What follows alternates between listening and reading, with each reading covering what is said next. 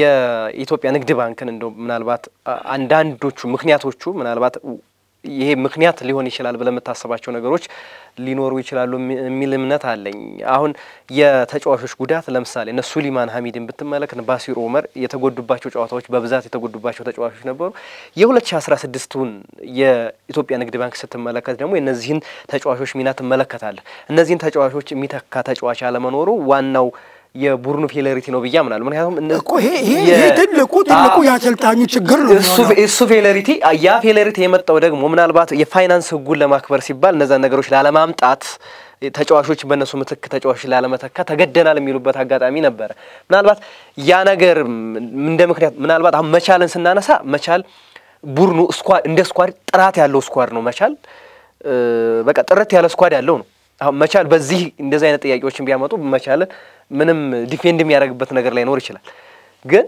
የኢትዮጵያ ንግድ ባንክ ስታነሳ ግን እነዚህ ምክንያቶች እንደ ምክንያት ልትቀበል ትችላለህ ምናልባት አሁን ዋናው ደግሞ ምክንያቱም ይመስለኝ እኔ የተጫዋቾቹ ብቃት እዛ ደረጃ ላይ አለመገኘት ያአምነው ብቃታቸው እዚህ ደረጃ ነኪቲካን ስትመለከት ሳይመን ፒተር እነሱን ሁሉ ስትመለከት ምናልባት እዚህ ደረጃ ላይ አልተገኙም ያ ብቃታቸው የለም በርግጥ አሰልጣኙም የራሱ የሆነ የቤት ስራ ይኖረዋል በእነዚህ ተጫዋቾች ብቃታቸው በዛው እንዲቀጥል የማድረግ የራሱ የሆነ አስተዋጽኦ ይኖረዋልና ከዚህ አንፃር እንዴት ይታያል መጀመሪያ አንድ ርማት ልስትና ምናልባት አድማጮች ሲያዳምጡ አሰልጣኞቹም ባለሙያዎቹም አመራሮቹም ስለሚያዳምጡ ትንሽ ካረጉን እንዳይሉ ሁለቱም ክለቦች ቴክኒክ ዳይሬክተር አላቸው እንዲያውም ቴክኒክ ዳይሬክተር በመቅጠር ረገድና ወጥ የሆነ ቴክኒክ ዳይሬክተር ያለው ክለብ ተብሎ ኢትዮጵያ ውስጥ ከተጠየቀ ምናልባት በቁጥር አንድ ደረጃ የሚጠቀሰው ኢትዮጵያ ንግድ ባንክ ነው ኢትዮጵያ ንግድ ባንክ ለረጅም አመት ከ10 አመት በላይ በቴክኒክ ዳይሬክተር የሚመራ ክለብ ነው ቴክኒክ ዳይሬክተር አለው ንግድ ባንክ ለማለት ነው የመቻል እንደተጠበቀ ሆኖ ይላርም ሌላው ወደ ሁለቱ ቡድኖች ዘንድሮ ላይ ለምን ደካማ አፈጻጸም አሳዩ የሚለውን ነገር ስንመለከት ደካማ ለመሆናቸው እኔ በምክንያትነት ብዬ የምጠቅሰው በዋናነት ሁለቱ ጋር የክለቦቹ ፍላጎት የክለቦቹ ልምድ የተጫዋቾቹ ልምድ ከአሰልጣኞቹ ልምድ የፕሪሚየር ሊግ ልምድ ስለ አሰልጣኝነት ልምድ ሳይሆን የፕሪሚየር ሊግ አሰልጣኝነት ልምድና ሌላ አሰልጣኝነት ልምድ በጣም የተለያዩ ነገሮች ናቸው ብዙ ጊዜ ኢትዮጵያ ፕሪሚየር ሊግ ላይ ተመልክተናል ከፍተኛ ሊጉ ላይ ሌላ ሊግ ላይ 30 አመት 20 አመት ያሰለጠኑ አሰልጣኞች ኢትዮጵያ ፕሪሚየር ሊግ ላይ መጥተው ወራት መቆየት ያቃታቸው ሲሰናበቱ ተመልክተናል ሊጉ የራሱ ባህሪ የራሱ አስተሳሰብ የራሱ የተለየ ኢንቫይሮንመንት አለው ኢትዮጵያ ፕሪሚየር ሊግ ላይ ስትመጣ እንዲሁ ዝም ብሎ ግልጽ ለማድረግ ያህል ኢትዮጵያ ፕሪሚየር ሊግ ላይ ስትመጣ እኮ የተጫዋቹ አያያዝ የተጫዋቹ ደሞዝ አከፋፈል ለተጫዋቹ ለቡድኑ የሚደረገው እንክብካቤ በሚዲያ ዘንድ ያለው ሽፋን የተመልካች ቁጥር እነዚህ ነገሮች ስትመለከት እነዚህን በራሱ ማኔጅ ማድረግ ለአንድ አሰልጣኝም ሆነ ለአንድ ተጫዋች እጅግ በጣም ከባድ በቃ እንደ ቀላል እንደምንናገረው ምናምን ነገር አይደለም ገብቷል አንድ ተጫዋች እንደውም አንድ አሰልጣኝ ምንድነው ያለው ከፍተኛ ሊግ ላይ ምናምን ስትመጣ እኮ እንደፈለክ እየኮረኮምክ ምንም ይያረክ ተጫዋች ልታስተዳድር ትችላለህ ፕሪሚየር ሊግ ላይ ስትመጣ ግን ኮስተር ብለ እንኳን ማየት ሊከብድ ይችላልና ስለዚህ የለመዱበት ኢንቫይሮንመንት አብዛኞቹ ከፍተኛ ሊግ ላይ ነው አሁን በጸሎት ልሰገድ የከፍተኛ ሊጉ ማስተር ነው ይባላል አይደል እንዴ እንተናም ገብረ ክርስቶስም ከፍተኛ ሊጉ ላይ ብዙ የሰራበት ሁኔታ አለ ነገር ግን ወደ ፕሪሚየር ሊጉ ሲመጡ ግን እኔ ይቅርታ ላቋርጠና ማለት ስለዚህ የከፍተኛ ሊግ ኤክስፐርት ኮሎ የኢትዮጵያ ፕሪሚየር ሊግ የሚመጥኑ አሰልጣኞች አይደሉም ያልክ ነው ለፕሪሚየር ሊጉ ላይ ከብዷቸው ነው አይመጥኑም ሌላ ነገር ነው ፕሪሚየር ሊጉን ግን ማኔጅ ለማድረግ ግን የተቸገሩ የሁለቱንም ልምድ ነው በችግሩ ተገን አምና የፕሪሚየር ሊጉ ሻምፒዮን ሆኗል ያም ሁለተኛው ነው ጨርሷል በቃ ሆኗል ከሆነ ቅድም እኮ ራሴ እየመለስከልኝ ነው አይደል አምና ሆኖ የሆነ ቡድን አሁን ላይ ለምን ነው የልምድ የፕሪሚየር ሊግ ልምድ ስላነሳ ነው የፕሪሚየር ሊግ ልምድ በራሱ የሚፈልገው ነገር ይሄው አሁን ወጣ እኮ ልምድ ሳይኖረው እኮ ሻምፒዮን ሆኗል ይሄ በቃ ሆነ አሰልጣኞች ቀጣይነት ያለው ነገር መፈጸም እኔ ችሏል ብያለልም አሁን ያምናው ላይም ጥያቄ ነው ማነሳዎቸው ነገሮች እኮ አሉኝ ያምናው ላይም ከፈለክ አምና ሁለቱም እኮ አምጥተውታል። ከመጣ ያ ውጤት እግር ኳስ የሂደት ውጤት ነው አይደለ? በሂደት ውስጥ እየሄድክ ስትመጣ እያደገ ነው የሚመጣው እንጂ እየወረደ አይመጣም። አሁን ውጤቱን ብቻ እኮ አይደለም ያጡት፣ ሁሉን ነገር ነው ያጡት። ለምሳሌ አምና በቡድን ውስጥ ሻምፒዮና ሲሆኑ ለምሳሌ ንግድ ባንክ ላይ ብትሄድ ወደ 6 ልጆች ከ75% በላይ በቲሙ ውስጥ ተጫውተዋል። አሁን ላይ ስትመጣ ይሄ ቁጥር ቀንሷል። መቻል ላይ ስትሄድ በተመሳሳይ እንደዚሁ ወርዷል ቁጥሩ። አብዛኞቹ ተጫዋቾች አምና በነበራቸው ፐርፎርማንስ ላይ አይደሉም ያሉት፣ ወርደዋል። ለምን? አምና ፐርፎርም ያደረጉ ልጆች ዘንድሮ ላይ እየቆዩ ሲመጡ ለምንድን ነው እየወረዱ የሚመጡት? ማሳደግ ይጠበቅባቸዋል። ማሳደግ እያሳደግካቸው ልትሄድ ነው እኮ የሚገባው። እነዚህን ተጫዋች እንደ ቡድኑም ተዋቅሯል፣ ቆይታ አለ፣ ስልጠና አለ። ስለዚህ ወደ አንተ ውስጥ እየገቡ ሲመጡ እነዚህ ልጆች እየጠፉ ነው ማለት ነው። ይዘውት የመጡት ነገር ነበረ፣ ይዘውት የመጡትን ነገር ጨረሱ። አምና ላይ ልልክ ነው አሁን ላይ ግን በእግር ኳስ ከሄድን በየትኛውም መመዘኛ በእግር ኳስ ውስጥ እንሂድ ከተባለ ቲም እየቆየ ሲሄድ የበለጠ እየበሰለና እያደገ ነው የሚሄደው እንጂ እየጠፋ አይመጣም። አሁን ሁለቱ ቲም ላይ ያየን ያለ ነው ይሄንን ነው። ይሄ የማን ስራ ነው? ለዚህ ኃላፊነት መውሰድ ያለበት ማን ነው? ኮቹ ነው። ልጆች ተጎድተዋል፣ ምን ብለዋል ሊኖር ይችላል። አሁንም ለዛ ግን መፍትሄ መስጠት የማን ሶሉሽን ነው? የአሰልጣኞቹ ነው። አሰልጣኞቹ ለጉዳቱም ለጥረቱም ለምኑም መፍትሄዎቹ ወስደዋል። የወሰዷቸው መፍትሄዎች ግን ምን አመጡ? ቲሙን ለመውረድ ነው እየወሰዱ እኮ ያለው። ወርደዋል እነዚህ ቲሞች እኮ በቃ በቁጥራዊ ስሌት አይደለም። ስለዚህ ይሄ የሆነው እኔ እግር ኳሱን በቅርብ ከኮቾቹ ጋር ምን እንደመቀራረቤ ክፍተት አሁን አንዳንድ ነገሮችን መናገርም ስለማልፈልግ ነው። በግንኙነት ላይ የነበረው ግንኙነት አምነ የነበረውና ግንኙነት ዘንድሮ የነበረው ግንኙነት አንድ ነው ወይ? ይሄ ለክለቦቹ ልተው እያልኩ ነው። በአሰልጣኞቹ መቻል ላይ ስመጣ ለምሳሌ መቻል አንዱ ችግር ቴክኒክ ዳይሬክተሩና አሰልጣኙ ናቸው ለቲሙ እዚህ መድረስ አንዱ ምክንያት ብዬ የምለው። በሁለቱ መካከል የነበረው ግንኙነት ጤናማና ውጤታማ አልነበረም ዘንድሮ ላይ። ማን የሥራ ድርሻቸው የክለቡ ሰዎች ከኛ ይልቅ እነሱ እግር ኳሱን ያውቃሉ፣ ስለዚህ ተግባብታችሁ ስሩ ብለው ለቀቁላቸው። ተግባብቶ መስራት ግን እግር ኳስ ውስጥ የለም። እግር ኳስ ውስጥ ገደብ ይፈልጋል። ኃላፊነትና ተጠያቂነት መቀመጥ አልነበረበት። ኃላፊነትና ተጠያቂነት አልነበረም። የቴክኒክ ዳይሬክተሩ ስራ የት ድረስ ነበረ ብለህ ስትል ጥልቅ ነበረ። ትሬኒንግ ሁሉ እስከ ማሰራት አብርሃም የሚደርስበት ሁኔታዎች ሁሉ ነበሩ እኮ። ምክትል አሰልጣኞች አሉ፣ ረዳት አሰልጣኞች አሉ፣ ሌሎችም አሉ። መጨረሻ ላይ ምን ሆነ? ቴክኒክ ዳይሬክተሩና ምክትል አሰልጣኙ ይገለሉልን ተባለና ተገለሉ። እንዲሰናበቱ እኮ ተደርጓል። መሰናበት ሳይሆን ከቲሙ እንዲገለሉ ተደርገዋል። ለምንድን ነው የሚገለሉት እነዚህ ሰዎች? ምን ስለነበራቸው? ሚና ነበራቸው። ተግባብተው አብረው ሆነው ይሰሩ ነበር አምና። ዘንድሮ ላይስ አብረው መቀጠል አልቻሉም። ግን ይህም ሲሆን የክለቡ አመራሮች አሰልጣኞች ተጫዋቾቹን ሰብስበን ለችግሩ መፍትሄ ለመፈለግ ተጫዋቾቹን ስንሰበስብና ስናናገር ቡድን መሪ ቀይረልን፣ ቀድሞ ቡድን መሪ ይምጣልን አሉ። አመጣን። ቴክኒክ ዳይሬክተሩና ረዳት አሰልጣኙ ይገለሉልን ይራቁልን ከዚህ ብለው አሉ። እነሱን አገለልን ይላሉ። ግን የውጤት ለውጥ የለም። አስቻለውን ደግሞ እኔ ሳናገረው እኛ ቡድን መሪ ይምጣልን ብለናል። ነገር ግን አሰልጣኝና ቴክኒክ ዳይሬክተር ግን ይሄድኛ አላልንም።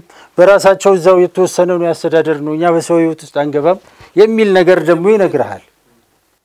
ግን አሁን በዋናው አሰልጣኝና በቴክኒክ ዳይሬክተሩ መካከል ልዩነት ሊፈጠር ልዩነቶች አሉ። ምንድነው በዚህ ልዩነቱ ምናልባት የውጤት ይገባኛል የአምናው ውጤት ተጽዕኖ አድርጎ ሊሆን ይችላል የሚል እንድምታ ወይም አስተሳሰብ ሊኖር ይችላል። ምክንያቱም ያንን ውጤት ያስመጣው እኔ ነኝ እንጂ ቴክኒክ ዳይሬክተሩ አይደለም የሚለው እንዳለው ቅድም ነገርኩ እኮ። መጀመሪያም ቢሆን ቴክኒክ ዳይሬክተር ኃላፊነቱ የት ድረስ ነው? የቴክኒክ ዳይሬክተር ስራ በአብዛኛው የትኛውም ዓለም ላይም የልማት ስራ ነው። እዚህ ግን የማብቃት ስራ የልማት ስራ ነው። እዚህ ግን በአብዛኛው ግን አብረው ነበር የሚሰሩት። ትመለከት እንደሆነ ጨዋታዎችን ብዙ ጊዜ ታይቆነ እረፍት ሰዓት ላይ አብርሃም ይገባል መልበሻ ቤት ድረስ አብረው ተመካክሮ በአንድ አፍ ነው የምናወራው እስከ ማለት የደረሱበት ጊዜም ነበረ። ነገር ግን ይሄ ልክ አልነበረም። ስለዚህ በሁለቱ መካከል ያለው ልዩነት መቻል ዘንድሮ ላስመዘገበው ደካማ ውጤት በቁጥር አንድነት ተጠቅሰዋለሁ። ሁለቱንም ለማናገር ሞክሬያለሁ እኔ በቅርቡ። ምክንያቱም የመቻል ውጤት ማለት የኢትዮጵያ ውጤት ነው። ዝም ብለን የምናየው ነገር ምንድነው ችግሩ? ተናገሩ። መቻል ለምን ፌል አደረገ? ሙሉ መብት ተሰጥቷቸዋል ለሁለቱም አሰልጣኞች። ማንም ጣልቃ ገብ አልነበራቸው። እንደፈለጉ እንዲያረጉ ተፈቅዶላቸዋል። ግን መቻል መጨረሻ ላይ የሆነው ግን ይሄ ነው። ሁለቱንም ስጠይቃቸው ግን ምንድነው ያሉት? አሁን አንዱን መወቃቀስ ጀምረዋል። አሰልጣኙን ስጠይቀው እኔ መስጠት አልፈልግም ብሎ ሸሸ። ቴክኒክ ዳይሬክተሩን ስጠይቀው ደግሞ እሱ መጀመሪያ ካልሰጠ እኔ አልሰጥም የሚል ነገር አመጣ። ለምን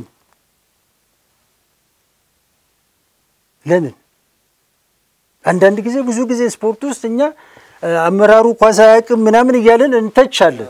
እንደዚህ ደግሞ 100% አይደለም 1000% ደግሞ ኃላፊነት ሰጥቶ ይወስሩ ሲል ደግሞ የሚመጣው ነገር ይሄ ነው።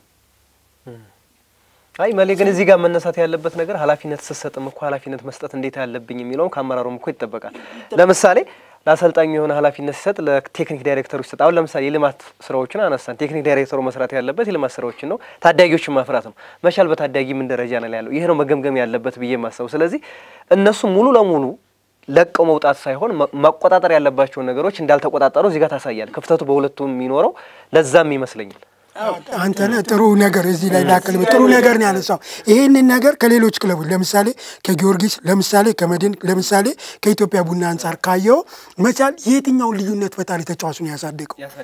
ይሄ በዋናነት መነሳት ያለበት ጉዳይ ነው። እንደውም በእኔ ያረዳድ ይሄ የፋይናንስ ደንቡ 57 ሚሊዮን በሆነ ባውንታም ባሉታም መታየት አለበት። እንደውም ለኢትዮጵያ እግር ኳስ ጥሩ መፍትሄ ነው ብሎ መውሰድ ይቻላል። ምክንያቱም አስገዳጅ ከመሆኑ አንፃር በርካታ ታዳጊ ተጫዋቾች ከረሳችን እንዳንወጣ አሁን ዋናው ቁም ነገር ኃላፊነት ሲሰጥ ቀደም ብያለሁ። ኃላፊነትና ተጠያቂነት የማን ምን ድረስ ነው ሚለው አመራሩ አለመስጠቱ ክፍተት ነው፣ ስህተት ነው።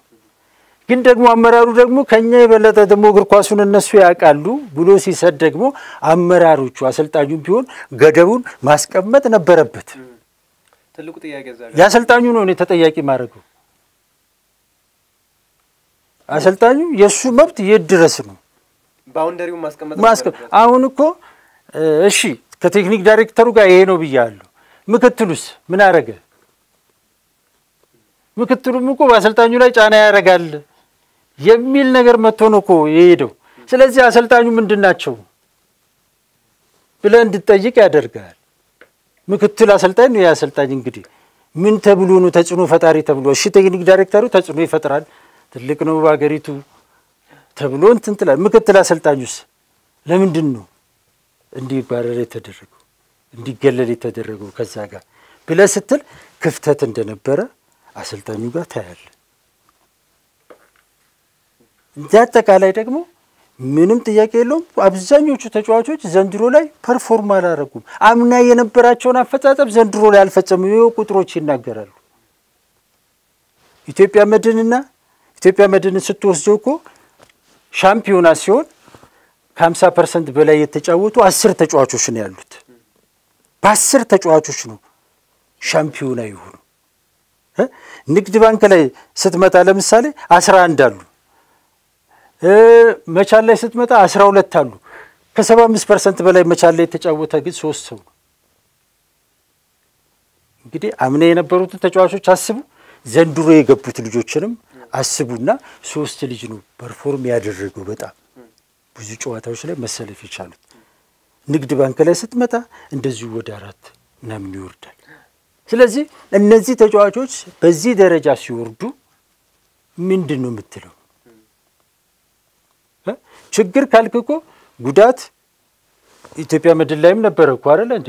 በጣም ምርጥ ብቃት ላይ የነበረው ሚሊዮን ተጎርቶ እኮ ከቲሙ ጋር አልነበረም ወደ 20 ጨዋታ አይደለ እንዴ 13 ምናምን ጨዋታ ላይ ቤስት የቲሙ ቁልፍ ሰው ነው አይደለ እንዴ በቲሙ ውስጥ ቤስት የነበረው ጋቶች ፓኖ ከቲሙ ለቆ ሄዷል አንድ አቡበከር በረኛ ያያላቸው እኮ ጎሜዝ የሚሉት ምክትል በረኛው ሄዷል ከቲሙ ለቋል 4-5 ልጅ ለቀዋል ግን ቲሙን ግን ጠብቀው ይዞ ቆይቶ ሻምፒዮን አድርጓል ይያላሉ እንደዚህ አይነት ጉዳት ባንክ ላይ ብትመጣ ፏድ ፈረጃ ተጎርቷል አዎ በተረፈ ግን አምና ከነበረው ቲም ውስጥ አብዛኛውን ጨዋታ የተጫወቱት ከ50% በላይ የተጫወቱት ወደ 11-12 ተጫዋቾች አሁንም መቻል ውስጥ አሉ አሁንም ባንክ ውስጥ አሉ ታዲያ ለምንድን ነው የቲም ይወርደው ጉዳቶች አሉ ጉዳቶች አንዳንድ ተጫዋቾች የመጫወት ያለ መጫወት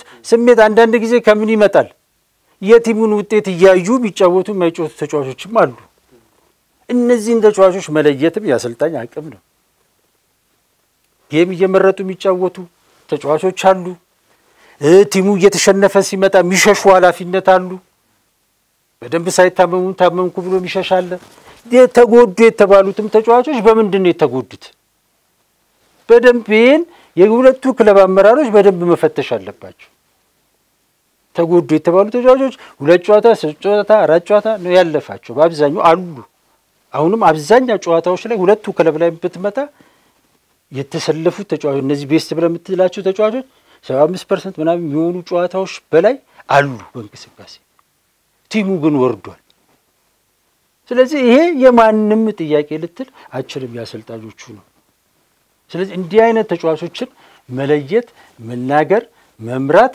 ልምድ ይፈልጋል የሊግ ልምድ ይፈልጋል የሊጉን ባህሪ መረዳት ይፈልጋል ሊጉ መቼ ላይ ይወጣል መቼ ላይ ይወርዳል ምን አይነት ባህሪዎች አሉት ተጫዋቾቹ ምን አይነት ባህሪዎች አሉት በደንብ መረዳት እኔ ክፍተት አለ ብዬ አስባለሁ ሌላው ያቅም ጉዳይ ነው እሱ ይው ያየናቸው ፋክቶች ይመስለኛል የሚል ነገር እዚህ ላይ እኔ ከመሌ ጋር ማልስማማበት አንደኛው ምክንያት የሊግን ባህሪ ማወቅ ብቻውን ወይም ሊጉ ላይ ረጅም ጊዜ በመስራት ብቻውን ወይም በተለያየ ክለቦች ውስጥ ሆነ ሊግ ውስጥ መቆየት ብቻውን የኢትዮጵያ ፕሪሚየር ሊግን ለስኬት ያበቃል የሚል እምነት የለኝም ለምሳሌ እኮ ከበጸሎትም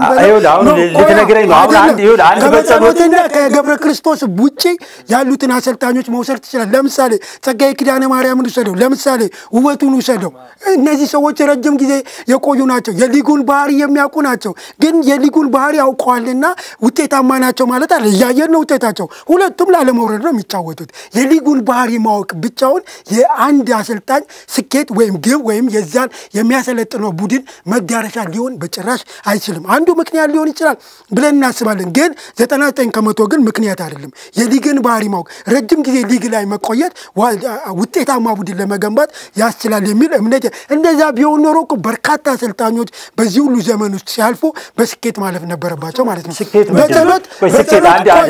ምንድነው ስኬት ማለት አሸንፈ ድል አድርገው ዋንጫ ማንሳት ነው ሌላ ማለት ዋንጫ አንድ ነው ሊጉ ላይ መቆየት ስኬት ነው አይደል ለአንድ አሰልጣኝ እንደ ባለሙያ አብዛኛ አሰልጣኝ ይወል ቆይ አንድ ነገር ልንገር አብዛኛ ኢትዮጵያ ፕሪሚየር ሊግ ላይ እኮ ብዙ ክለቦች እኮ መጥተዋል ከታች ብዙ አሰልጣኞች መቆየት ስኬት ማለት ነው አይችልም አንድ ነገር እንዴት ይሆናል ስለቻለ እኮ ነው የሚቆየው አይደለም ስለቻለ ነው እንዴ የሊጉን ባህሪ ስላወቀ ነው የሚቆየው ታዲያ ልጆቹን ስላወቀ እኔ በዚህ በጭራሽ አንድ ነገር ልንገር አብዛኛ አሰልጣኞች ለምሳሌ ከከፍተኛ ሊግ ይመጣሉ ቲሞች አሰልጣኞች ብዙ ቲሞች ይዞ ሲመጡ መጀመሪያ የሚሳሳቱት ምንድነው ምልመላ አይደለም ምልመላ አይደለም ምልመላ ነው ቶ የሁሉ አሰልጣኝ ሰው በዋናነት የመጡ ቲሞች የሚወርዱበት አንዱ ምክንያት ምንድነው አንዱ ምልመላ ነው እየነገርኩ ነው እየነጠትን እናውራ ካለንማ እናወጣለን አሁንም ሻምፒዮና የሆነ ከታች መጡ ማን ነው ብትባል እኮ በጸሎት ነው የምትጠራልኝ አይደለም ሌላ አጠራልኝ ቢያንስ ሌሎቹ 2 3 4 5 አመት ቆይተው ነው የሊግ ዋንጫ ያነሱት በኢትዮጵያ ፕሪሚየር ሊግ ላይ አንድ ሰው ጠርተ ጀነራል ማድረግ አችልም አብዛኞቹ ፌል አድርገዋል ከታች የሚመጡ አሰልጣኞች እዚህ ሲመጡ መቋቋም አይችሉም ለምን ሊጉ ላይ ለመቆየት በራሱ አንድ ነገር ልንገር ለካሳ ያራጌን እናንሳ ለካሳ ያራጌ ኢትዮጵያ ቡና ውስጥ ፈተና የነበረው እኮ ምንድነው? የአሰልጣኝነት ልምዱ ነው አይደል?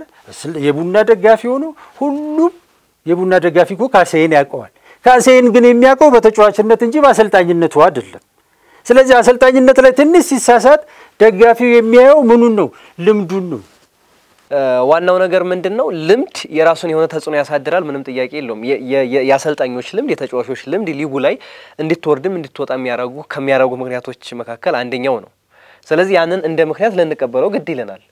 ግን ደግሞ አሰልጣኞቹ የመጡበትን መንገድ ያመጡትን ነገር ደግሞ መካድ አትችልም። አሁን በጸሎት ልሉ ሰገድ ስታይ በኢትዮጵያ ፕሪሚየር ሊግ ላይ በመጣበት አመት ሻምፒዮን ሆኗል። ሻምፒዮን የሆነበት መንገድ በምን መንገድ ነው የሚለውን ነገር መጠየቅ ራሱን የቻለ ነው። ግን ልምዶቹ ግን በሊጉ ላይ ያለው ልምድ ግን የመውጣትም የመውረድንም ነገር ይወስናሉ የሚል እምነት አለኝ። እኔም ማለት አንዳንዴ የራሱ የሆነ ተጽዕኖ ያሳድርብሃል። ልምድ ባለመኖርህ ምክንያት ተጫዋቾችን ማኔጅ የምታደርግበት አንድ ልምድ ነው። ጨዋታን የምትቆጣጠርበት መንገድ አንድ ልምድ ነው። ለምሳሌ ከፍተኛ ሊግ ያለው የጨዋታ ሂደትና ፕሪሚየር ሊግ ላይ ያለው የጨዋታ ሂደት ሁለቱም የተለያዩ ናቸው። የራሳቸው የሆነ ከለር አላቸው፣ የራሳቸው የሆነ አይደንቲቲ አላቸው። ከዛ አንፃር ልምድ የሚለው ነገር እዚህ ቦታ ላይ ልትስታመጣው ቦታ ሊኖረው ይችላል የሚል እምነት አለኝ እና ልምድ የሚለውን ነገር በዛ ነገር ቢታይ የሚለው በያስበው አይ ወደ ፋክቱ ስትመጣ ያው ተጫዋቾች አሰልጣኞቹም በራሳቸው አምኖ የሚናገሩት ነገር ነው። ተጫዋቾች አሰልጣኝ ይለያሉ ሲቀበሉ ምንም ሲሉ ማን ነው የሚሉት? አሰልጣኙ ማን ነው? አሰልጣኙም ቢሆን ተጫዋቹን ለማዘዝ ይቸገራሉ። ተጽዕኖ የሚፈጥሩ ተጫዋቾች የሉም በየክለቡ ትላልቅ ተጫዋቾች እኮ አሉ። እነዛን ትላልቅ ተጫዋቾች ዝም ብለህ ተነስተህ ልትናገራቸው አትችልም። ከነሱ በልምድክ በእውቀት በምን ምትበልጥ ካልሆነ ተጫዋቾች አይቀበሉም። ግን እንደ አንድ ፋክተር ሊነሳ ይችል ይሆናል እንጂ የአሰልጣኙን ፐርሰናሊቲ ወስነዋል። እዚህ ጋር ምናልባት ያንን ባውንደር የማስጠበቅ የራሱ የሆነ ፐርሰናሊቲ ነው የሚፈልገው። ግን ልምዱ አሁን ለምሳሌ ሰውየው ኮቹ በስኬቶች የዳበረ ከሆነ በልምዶች የዳበረ ከሆነ ምናልባት ያ አንዳንድ የሚጠብቅለት ነገር አለ። የሱን የሆነውን ነገር የሚጠብቅለት ነገር አለ። ግን እዛ አሰልጣኝ ስትሆን አሰልጣኝነት ምን ይፈልጋል የሚለውን አሰልጣኝ ከሆንኩኝ እኔ ከተጫዋቾች በምንድነው የምለየው? ተጫዋቾችን እንዴት ማኔጅ አደርጋለሁ የሚለው ራሱን የሆነ ነገር ይጠይቀዋል። በካሳይና በኢትዮጵያ ቡና መካከል ያለ ትልቁ ልዩነት ያ ነው። የካሳይ ብቻም ሳይሆን በአጠቃላይ ኢትዮጵያ እግር ኳስ ውስጥ ያሉ አሰልጣኞች በሪሞት ኮንትሮል የሚንቀሳቀሱ ናቸው። የራሳቸውን አቅም ችሎታ ወይም ሚና ወይንም ስልጣን ወይንም ደግሞ ኃላፊነት ማስጠበቅ የሚችሉ አይደሉም። ምክንያቱም አንተ ያመጣውን ለምሳሌ ተጫዋች ስታመጣ አንተ ያመጣውን ተጫዋች አንተ አምጥተው ሊያዝህ አይችልም። የማዘዙ መብት አለ እና ከዛ አንፃር ቢታይ ነው የምለው። ዞሮ ልምድ የሚለው ነገር ዞሮ እንደ ፋክተር ሊነሳ ይችላል። ጠቅላላ ስናደርገው ግን ለምን የሚለውን ነገር ምክንያቶችን አንስተናል። ምናልባት በቀጣይ ከነዚህ ቡድኖችስ ምን ይጠበቃል የሚለውን አጠር አድርጋችሁ እስኪ አንሱት።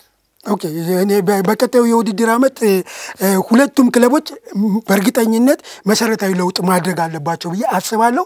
በእርግጠኝነት ባይሆንም ክለቦቹም ትላልቅ ውሳኔዎችን እንደሚወስኑ ግን እጠብቃለሁ።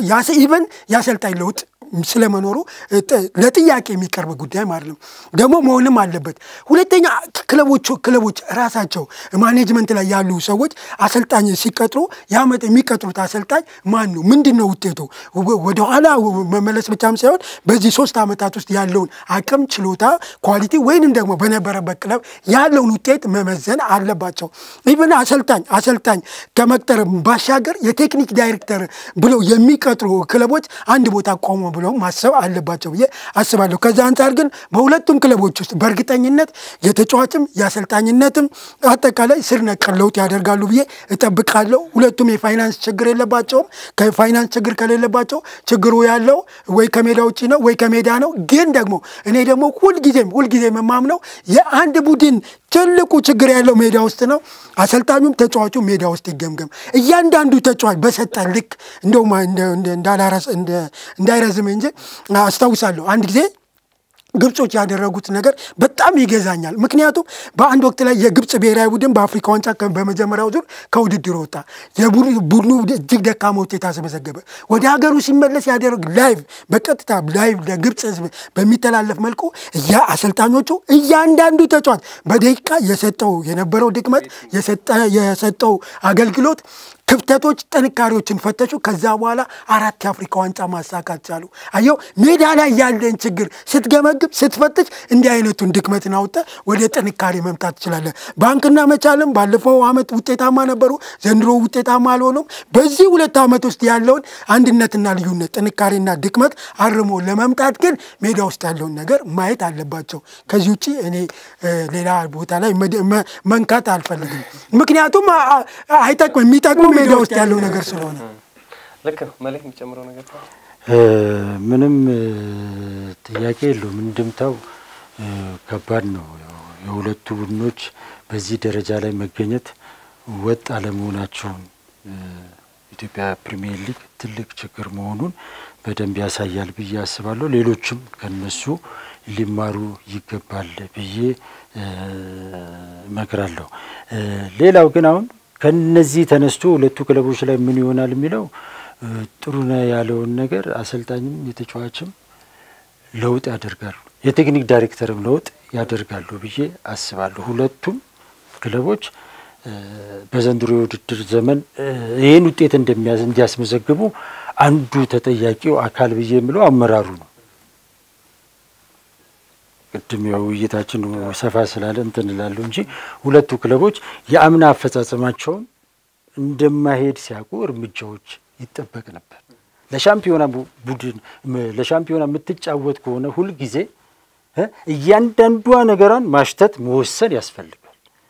የቅዱስ ጊዮርጊስ የኢትዮጵያ ቡና ክለብ ወንበር እንደ ሰዓት ይፋጃል ያቃጥላል የሚባለው እኮ ቲሞቹ ሻምፒዮናነትን ታርጌት አድርገው ስለሚሰሩ ስለዚህ ባገኛት አማራጭ ሁሉ ባለሽ ክፍተት ሁሉ ውጤት ለማግኘት ስትል ያሉን እርምጃዎች በሙሉ መውሰድ ነበረበት። ባንክም መቻልም በጣም ታግሰው አመት ሙሉ ጠብቀዋል፣ ግን ሻምፒዮና እየፈለጉ አሁን በቃ አንድ ጊዜ ወተናል ብለው ተተውት ሊሆን ይችላል ይሄን ያያረጋሉ። ነገር ግን የሚቀጥለው አመትም እነዚህ ቲሞች አሁንም ለሻምፒዮና የሚጫወቱ ቲሞች ለሻምፒዮና ለመጫወት ደግሞ ለሻምፒዮናው ተጠግተ መጨረስ መቻል አለበት። የግድ ዋንጫ ስላላነሳ ሻምፒዮና አይደለም ለማለት አይቻልም። ነገ ቁጥር ስንሰፍር ዛሬኛ ቁጥር የምንናገረው የቱን ደምረን ነው። ይሄን ያለውን አፈጻጸም አይተን አይደለም። ስለዚህ ቢያንስ አመራሩ ውሳኔ ወስኖ ቢሆን ኖሮ እርምጃዎች ወስዶ ቢሆን ኖሮ የሁለቱም ቡድን ውጤት ምናልባት ከዚህ የተሻለ ሊሆን ይችል ነበር የሚል ነገር አለኝ። ለዚህ ደግሞ ማሳያው አዋሳ ከነማን አይተናል። እርምጃዎች የሚወሰዱት ተወዶ አይደለም ግዴታ ስለሆነ። ስለዚህ ክፍተቶች ነበሩ፣ በጣም የሚታዩ ክፍተቶች ነበሩ። ሁለቱም ቲሞች ላይ ግንኙነቶች ላይ በጣም የሰፉ ነገሮች ነበሩ። ስለዚህ እርምጃ ተወስዶ ቢሆን ማስተካከያዎች ተወስዶ በተጫዋች ሊሆን ይችላል፣ በአሰልጣኝ ሊሆን ይችላል። በተወሰነ ደረጃ መቻል ቴክኒክ ዳይሬክተሩን አርቋል፣ ረዳት አሰልጣኙን አርቋል፣ ቡድን መሪ ለውጥ አድርጓል፣ የተወሰነ ማስተካከያ ለማድረግ ሞክሯል፣ ግማሽ ላይ ተጫዋች ለማምጣት ሞክሯል። አምጥቷል እኮ 2 አጥቂ ዮሴፍና አንድ የውጭ አጥቂ አምጥቷል፣ 2 አሰናብቷል። ነገር ተጨማሪ አቅም የሚፈጥር ተጫዋች ናቸው ሁለቱም። በተለይ ዮሴፍንም 2 ጊዜ እርምጃ ወስዷል። ቅድም አሁን ችግር አለ ሜዳ ላይ ችግር አለ ብለን ስንል በምክንያት ነው። እነዛ አጥቂዎች ወደ ማኔጅመንት በጭራሽ ጣታቸው መቀሰር የለባቸውም። ገብቷል። ክለቡ ይሄን ሁሉ ነገር አድርጓል መቻል ላይ ይሄንንም አድርጎ አሁን የመጡት አጥቂዎች 2 ተደምረው አንድ ጎል ነው ያገቡት። ስለዚህ መቻል የተወሰነ ደረጃ የተሻለ ነገር አድርጓል ሞክሯል። ባንክ ጋር ግን ለጥ ተብሎ የሚታይበት ሁኔታ ነበር። የባንክ ደግሞ ከመቻልም የሚያስፈራ ነበር። የዘገየፍት ማለት ይቻላል። ስለዚህ አመራሩ ራሱንም ቆም ብሎ ማሰባል። ለዋንጫ አሁን ልምድ ብለን የምንልክ ይሄ ነው። ለዋንጫ ለመጫወት ልምድ ይፈልጋል። ልምድ ያለው አሰልጣኝ ይፈልጋል። ልምድ ያለው አመራር ይፈልጋል። ሻምፒዮና ቅዱስ ጊዮርጊስ ውስጥ እኮ ውጤት ሲቀየር እኮ ቶሎ ነው የሚቀይሩት እኮ የፈለጉ በአንድ አመት 3 ጊዜ አሰልጣኝ ቀይሮ ቅዱስ ጊዮርጊስ ሻምፒዮን ሆኗል። ፋሲል ይዞት ሻምፒዮን ሆኖ እኮ ፋሲል 3ኛ አሰልጣኝ በአንድ አመት 3 አሰልጣኝ ቀይሯል። ሆኖ ግን ዋንጫው ግን በአንድ እሱን ሳይሆን በአንድ የውድድር አመት 4 አሰልጣኝ ቀይሮ ደግሞ መብራት ኃይል ወርዷል እኮ አንዳንድ ጊዜ እርምጃ እኮ ነው እርምጃ ልምድ ማለት ይሄ ነው። ልምድ ብቻም ሳይሆን ታይሚንግ ወሳኝ ነው። ከልምድ ይልቅ ታይሚንግ ወሳኝ ነው። ልምድ ካለ ታይሚንግ ይስተካከላል። ልምድ እኮ ታይሚንግ ልምዱ ነው ታይሚንግ የሚያመጣው ገብቷል አይደለ? ሲደጋግም አይደል ታይሚንግ የሚስተካከለው። ስለዚህ ታይሚንጉንም ማወቅ ያስፈልጋል። ልክ ነው። ታይሚንግ ግን ለዛ ልምድ ያስፈልጋል፣ መረዳት ያስፈልጋል። ቅዱስ ጊዮርጊስ ያን ሲወስን እኮ አሰልጣኝ መቀየር ብዙ የሚያበላሸው ነገሮች እኮ እንዳሉ ይታወቃል። ግን መሰረቱን አይቶ ነው ቲሙ ላይ ያለው መሰረት። ግን በዛ ጊዜ የነበሩ ተጫዋቾች 15 20 ምናምን የሚሆኑ ተጫዋቾች ቲሙ ላይ የቆዩ ናቸው። ማንም ቢመጣ ማንም መሰረቱን ይዘው መሄድ እንደሚችሉ ስለሚያውቁ ይቀይሩ ነበር። ያን ሲቀይሩ ደግሞ ጎን ለጎን የሚወስኗቸው እንዳይፈርስባቸው ደግሞ የሚሰሩት ስራ አቋል። ዝም ብሎ አሰልጣኝ ብቻ መቀየር አይደለም ውሳኔ። ልምድ ብለምል ይሄ ነው የምታያቸው ብዙ ነገሮች አሉና ንግድ ባንክ ታግሰዋል። መታገሳቸው መልካም ነገር ሆኖ ግን ውጤት ካላመጣ ግን እርምጃዎች ያስፈልጋልና ይሄ ከዘንድሮ ይማሩበታል ብዬ አስባለሁ። ዞሮ ግን ሁለቱም ክለቦች ያሰልጣኝም የተጫዋችም ለውጥ ያደርጋሉ ብዬ አስባለሁ። ምን ጥያቄ ነው። ዞሮ አንዳንዴ ነገሮችን ስታደርግ ስታስብም እያሰብክ በነገሮች ሁሉ በቁጥርም እንዳስቀመጥ ነው ተንተርሰህ አሰልጣኝ ስትቀጥርም ተጫዋች ስታመጣ ምን እፈልጋለሁ፣ ምን አስባለሁ፣ ምን አሳካለሁ የሚለውን ነገር አስበ መሆን አለበት የሚለውን ነገር እነዚህ ሁለቱ ክለቦች ትልቅ ማሳያ ይሆናሉ። ወደ ተመልካቾቻችን ዘንድሮን የኢትዮጵያ ፕሪሚየር ሊግ የደረጃው አካፋይ ላይ የተቀመጡትን የኢትዮጵያ ንግድ ባንክና መቻልን አፈጻጸም የዳሰስንበት የዛሬ ብስራታታ ፕሮግራማችን ይሄንን ይመስል ነበር። ፕሮግራሙን አዘጋጅተን ወደ እናንተ በማቅረቡ መላኩ ወልደሰንበትና እኔ አንተነህ ታረቀ እንዲሁም ከባልደረባችን ጋዜጠኛ ጥሩነህ ካሳ ጋር በጋራ በመሆን ነበር።